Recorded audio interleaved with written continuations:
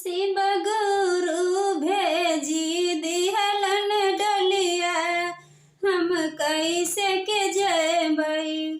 शिव गुरु भेजी दिहलन डलिया, हम कैसे के जयबै। कथी लागी माई रोबे, कथी लागी पापा रोबे, कथी लागी माई रोबे, कथी लागी पापा रोबे। सुसुकी सुसुकी रोबे भैया, हम कैसे के जयबै। शिव गुरु भेजी दिहलन डलिया, हम कैसे के जयबै। शिव गुरु भेजी दिहलन डलिया, हम कैसे के जयबै। शिव गुरु भेजी दिहलन डलिया, हम कैसे के जयबै। शिव गुरु भेजी दिहलन डलिया, हम कैसे के जयबै। शिव गुरु भेजी दिहलन डलिया, हम कैसे के जयबै। कथी लागी माई रोबे, कथी लागी पापा रोबे, कथी लागी रोबे मोरा भैया, हम कैसे के जयबै। सुसुकी सुसुकी रोबे भैया, हम कैसे के जयबै। शिव गुरु भेजी दिहलन डलिया, हम कैसे के जयबै।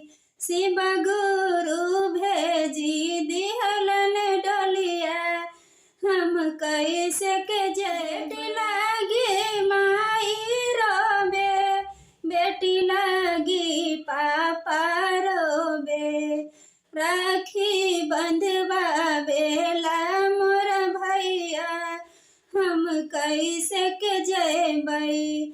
शिव गुरु भेजी दिहलन डलिया, हम कैसे के जयबै।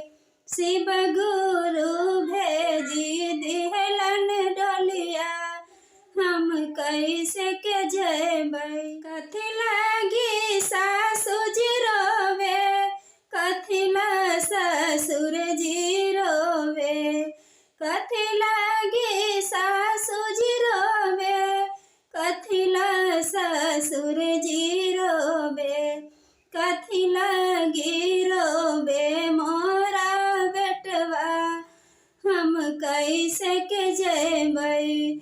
शिव गुरु भेजी दिहलन डलिया, हम कैसे के जयबै। शिव गुरु भेजी दिहलन डलिया, हम कैसे के जयबै। सेवा लागी सासु जी रोबे, सेवा ला ससुर जी रोबे, सेवा लागी सासु जी रोबे, सेवा ला ससुर जी रोबे। मम्मी लागी रोबे मेरा बेटवा, हम कैसे के जयबै। मम्मी लागी रोबे मोरा बेटवा, हम कैसे के जयबै। शिव गुरु भेजी दिहलन डलिया, हम कैसे के जयबै।